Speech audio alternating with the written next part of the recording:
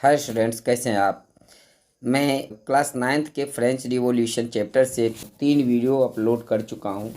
यह इस चैप्टर का चौथा पार्ट है। इसमें हम France become a constitutional monarchy इस पॉइंट की चर्चा करेंगे। तो आइए शुरू करते हैं। The National Assembly completed the draft of the constitution in 1791। Its main object was to limit the power of the monarch. These powers, instead of being concentrated in the hands of one person, were now separated and assigned to different institutions: the legislature, executive, and judiciary. This made France a constitutional monarchy. National assembly ने 1791 ईस्वी में सम्राट की शक्तियों को कम करने वाला एक संविधान का प्रारूप तैयार कर लिया था, जिसके अनुसार एक ही व्यक्तियों के हाथ में शक्तियों का सेंट्रलाइजेशन होने के बजाय इन शक्तियों को विभिन्न संस्थाओं यानी विधायिका, कार्यपालिका और न्यायपालिका में विभाजित कर दिया गया। इस प्रकार अब फ्रांस में संवैधानिक राजतंत्र की नींव पड़ी। आपको पता है कि मॉन्टेस्क्यू ने पहले ही ये कहा था कि किसी भी एक व्यक्ति के हाथ में शक्तियों का केंद्रीकरण नहीं होना चाहिए और इसको विधायिका, कार्यपालिका और न्यायपालिका में बंटवारा होना चाहिए। तो उसी सिद्धांत के आधार पर फ्रांस के संविधान में इसको शामिल किया गया और शक्तियों को अलग 3 वर्गों में बांटा गया: एग्जीक्यूटिव, लेजिस्लेचर एंड जुडिशियरी। और राजा एक संवैधानिक प्रमुख बना। इस चित्र में आप देख सकते हैं the political system under the constitution of 1971। 1791 के संविधान के अनुसार फ्रांस में किस तरह का पॉलिटिकल सिचुएशन था। तो the constitution of 1791 vested the power to make laws in the National Assembly which was indirect elected. 1791 के संविधान के अनुसार कानून बनाने का अधिकार एक अप्रत्यक्ष निर्वाचन प्रणाली से चुनी जाने वाली नेशनल असेंबली को सौंप दिया गया। फ्रांस के लोग एक निर्वाचक समूह का चुनाव करते थे जो पुनः असेंबली के सदस्यों को चुनते थे। सभी नागरिकों को मतदान का अधिकार नहीं था। 25 वर्ष से अधिक उम्र वाले केवल ऐसे पुरुषों को ही सक्रिय नागरिक माना गया था जो कम से कम 3 दिन की मजदूरी के बराबर कर चुका सकते थे। 2.8 करोड़ की आबादी में ऐसे लोगों की संख्या 40 लाख थी। Active citizens entitled to vote about 4 million of a population of 28 million। 28 million में से 4 मिलियन लोग वोट देने के काबिल थे और ये सभी लोग 50,000 इलेक्टर्स को चुनते थे, यानी 50,000 लोग इनके द्वारा चुने जाते थे जो एक्टिव सिटीजन्स थे। और ये 50,000 लोग नेशनल असेंबली के 745 मेंबर को चुनते थे। ये 747 मेंबर जो थे वो नेशनल असेंबली के मेंबर थे जो संविधान, जो कानून बनाते थे। और अब इसका मंत्रिमंडल पर कंट्रोल थे। इन्हीं में से कुछ लोग मंत्री बनते थे। आज भी ये सिस्टम होता है कि जो हम पार्लियामेंट में के एमपी को चुनते हैं और उन्हीं एमपी में से कुछ लोग मंत्री बनते हैं और सरकार चलाते हैं और राष्ट्रपति उनके कहे के अनुसार कार्य करते हैं। तो इसी तरह से जो राजा था वो मंत्रिमंडल के सलाह पर काम करने के लिए बाध्य था। तो इस तरह से 745 सदस्य चुने जाने थे एक्टिव सिटीजन्स के द्वारा। शेष सभी पुरुषों और महिलाओं को निष्क्रिय सिटीजन्स कहा गया। The remaining men and all women were classed as passive citizens to qualify and electors and as a member of the assembly a man had to belong a highest bracket of taxpayers। तो ऐसे लोग जो tax नहीं देते थे यानी गरीब लोग थे और जो महिलाएं थी वो सब पैसिव सिटीजन्स थी, उन्हें वोट देने का अधिकार नहीं था। और नेशनल असेंबली के लिए जो चुने जाने वाले लोग थे उनमें से वही चुने जा सकते थे जो हाईएस्ट पे कर सकते थे, यानी सरकार को ज़्यादा ज़्यादा टैक्स देने वाले लोग ही इस असेंबली के मेंबर बन सकते थे। यहाँ आप देख सकते हैं कि फ्रांस के संविधान का ये पहला पन्ना है।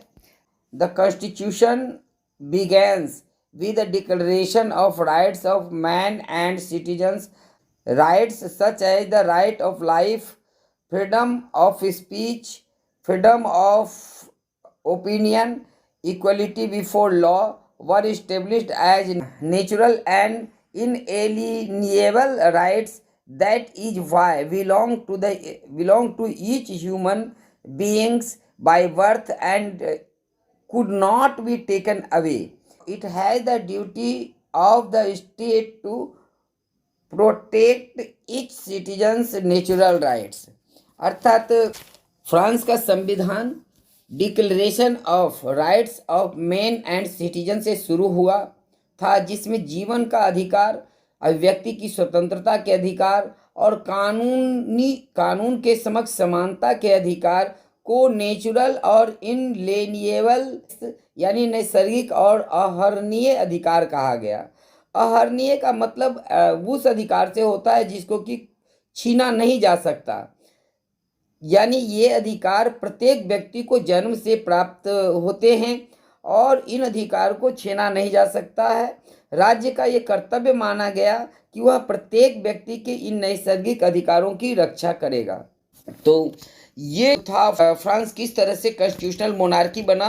तो हम इसमें जो मुख्य रूप से चर्चा करने वाले हैं अभी, ये declaration of rights of man and citizen.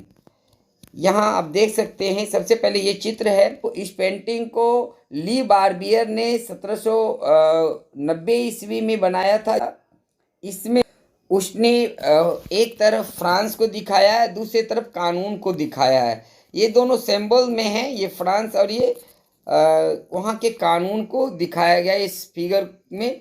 तो आइए हम देखते हैं declaration of rights of man and citizen क्या है। जो नागरिक और मानव के अधिकार हैं उसके डिक्लेरेशन के बारे में फ्रांस के संविधान में क्या क्या कहा गया।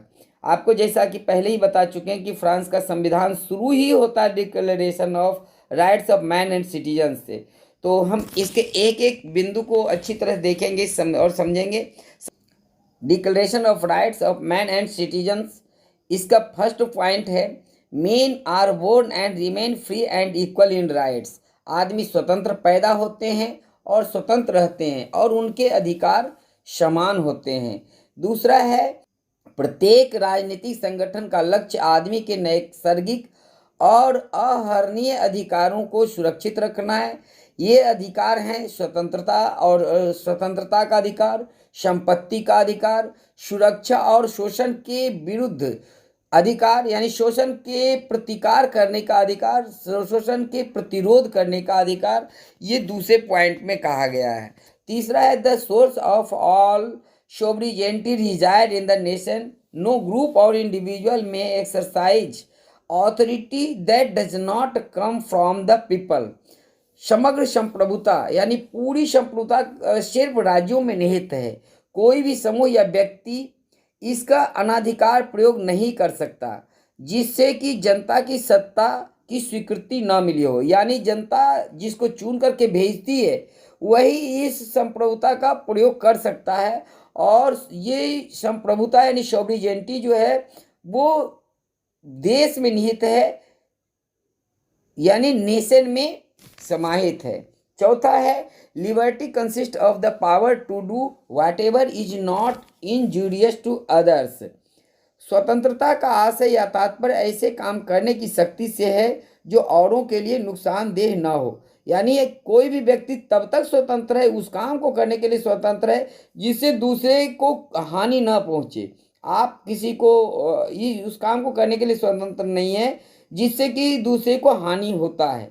तो ये जो पॉइंट है काफ़ी महत्वपूर्ण पॉइंट है। लिबर्टी का मतलब ये होता है कि आप उस काम को करने के लिए स्वतंत्र होते हैं जिससे कि दूसरे की स्वतंत्रता न छीनी जाए।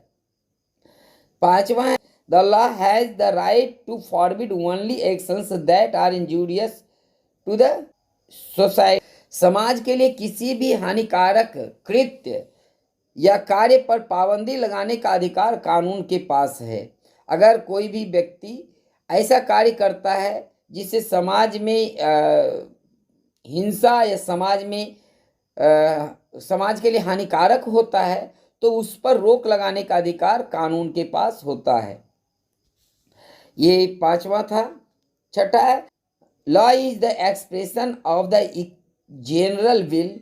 All citizens have the right to participate in its formation personally or through their representatives. All citizens are equal before it. कानून सामान्य इच्छा की अभिव्यक्ति है। सभी नागरिकों को व्यक्तिगत रूप से या अपने प्रतिनिधियों रिप्रेजेंटेटिव के माध्यम से इसके निर्माण में भाग लेने का अधिकार है। कानून की नज़र में सभी व्यक्ति समान होते हैं। सातवां है, no man may be accused, arrested or detained except in case determined by the law. कानून सम्मत प्रक्रिया के बिना किसी भी व्यक्ति को न तो दोषी ठहराया जा सकता है और न ही गिरफ्तार या नज़रबंद किया जा सकता है। 7 के बाद 8, 9, 10 शायद उतना इम्पोर्टेंट बिंदु नहीं होगा, इसलिए इस बुक में नहीं दिया गया है। पॉइंट 11 सीधे है। तो इस 11 पॉइंट में every citizen may speak, write and print freely. He must take responsibility for the abuse of such liberty in case determined by the law. प्रत्येक नागरिक बोलने, लिखने और छापने के लिए आज़ाद है, लेकिन कानून द्वारा निर्धारित प्रक्रिया के तहत ऐसे स्वतंत्रता के दुरुपयोग की जिम्मेवारी भी उसी की होगी। यानी कोई भी व्यक्ति अपने स्वतंत्रता का दुरुपयोग करने के लिए स्वतंत्र नहीं है। 12वां में है, for the maintenance of the public force and for the expenses of administration a common tax is indispensable. It must be assessed equally on citizens in proportion of their means. सार्वजनिक सेना और प्रशासन के खर्च चलाने के लिए एक सामान्य रूप से टैक्स लगाया जाना चाहिए और ये टैक्स जो होता है वो एक सही प्रोपोर्शन में होना चाहिए। यानी टैक्स के बगैर तो सरकार चल ही नहीं सकती। सरकार के जितने भी काम हैं, प्रशासनिक कार्य हैं, जैसे जो भी कर्मचारी काम करते हैं उनको वेतन देने का काम है, जो सेना रखा जाता है उसके लिए जो खर्चे होते हैं, जो न्यायपालिका होती है उसके जो खर्चे होते हैं, या जनता के हित में जो सड़क बनाने का काम होता है, तो उसके लिए सरकार टैक्स के माध्यम से पैसे लेने के लिए स्वतंत्र है। लिया जाना चाहिए सरकार के द्वारा टैक्स। इसके बाद सीधे 17th पॉइंट इसमें है, since property is assured and inviolable rights, no one may be deprived of it unless a legally established public necessity require it. In that case, a just compensation must be given in advance. चूंकि संपत्ति का अधिकार एक पवित्र और अनुवांछनीय यानी एक ऐसा अधिकार है जिसको सबको जरूरत होता है, वांछनीय अधिकार है, अतः किसी भी व्यक्ति को इससे वंचित नहीं किया जा सकता, उससे छीना नहीं जा सकता जब तक कि विधि द्वारा स्थापित प्रक्रिया के तहत यानी कानून के तहत सार्वजनिक जरूरत के लिए उस संपत्ति का अधिग्रहण आवश्यक न हो। यानी अगर सरकार को ज़रूरत होती है कहीं सड़क बनाने के लिए या कुछ बनाने के लिए तो ज़मीन या संपत्ति का अधिग्रहण कर सकती है, लेकिन उसके लिए उनको मुआवजा पहले दिया जाना जरूरी है। यानी मुआवजा देने के बाद ही किसी की संपत्तियों का अधिग्रहण किया जा सकता है। तो ये कुछ थे declaration of rights of man and citizens के कुछ बिंदु जो फ्रांस के संविधान में वर्णित थे। आइए, एक पत्रकार हैं Jean Paul Marat. Jean Paul Marat France के नए संविधान में गरीबों तथा महिलाओं की उपेक्षा से चिंतित थे। उन्होंने अपने अखबार लामी द पीपल जनता के मित्र में लिखते हैं, the task of representing the people has been given to the rich, the lot of poor and oppressed will never be improved by peaceful means alone. Here we have absolute proof of wealth influence the law, yet this law lasts only as long as the people agree to be obey them, and when they have managed to cast off to yoke the aristocrat, they will do the same to the other owners wealth. वो कहते हैं कि जनता के प्रतिनिधित्व का कार्य अमीरों को सौंप दिया गया है। गरीबों और शोषितों की दशा केवल शांतिपूर्ण तरीकों से कभी भी नहीं सुधर सकती। उनका ये मानना था कि इस तरह के अकाट्य प्रमाण हैं कि धनाढ्य वर्ग कानून को प्रभावित करते हैं। आप कहीं भी देख सकते हैं, अपने भी देश में देख सकते हैं कि अगर किसी के पास पैसा है तो वो महंगे वकील को रख करके कानून को प्रभावित कर ले जाता है। तो जीन पॉल मरात जो है वो इस बात को कहता है कि धनाढ्य वर्ग कानून को प्रभावित कर लेता है, फिर भी ये कानून तब तक चलेंगे। उसका कहना था कि ये कानून ऐसा नहीं कि आज बना है और ख़त्म हो जाएगा और गरीब लोग इसका विरोध करेंगे, ख़त्म हो जाएगा। ये कानून तब तक चलेंगे जब तक लोग इनको मानेंगे। अभी नया नया कानून बना है तो लोग मानेंगे, लेकिन जिस तरह से कुलीनों के द्वारा लादे गए जुए को, कानून को, व्यवस्था को लोगों ने उतार फेंका है, वही हश्र एक न एक दिन इस अमीरों का भी होगा, इन अमीरों का भी होगा जिन्होंने संविधान को अपने हक में बनाया और गरीबों और शोषितों को जिस तरह से पैसिव सिटीजन बनाकर उन्हें अधिकार नहीं दिया गया, तो एक दिन गरीब और शोषित भी इन अमीरों का वही हश्र करेंगे जो इन्होंने नोवेलिटीज का किया है। तो ये कुछ विचार थे जीन पॉल मरात के, जिसको उन्होंने अपने पत्र people the friend of the people में व्यक्त किया था। तो इस वीडियो में इतना ही। तो अगर आपको ये हमारा वीडियो अच्छा लगा हो तो इसे लाइक करें। अगर आप इस चैनल पर नए हैं तो इसे सब्सक्राइब करें।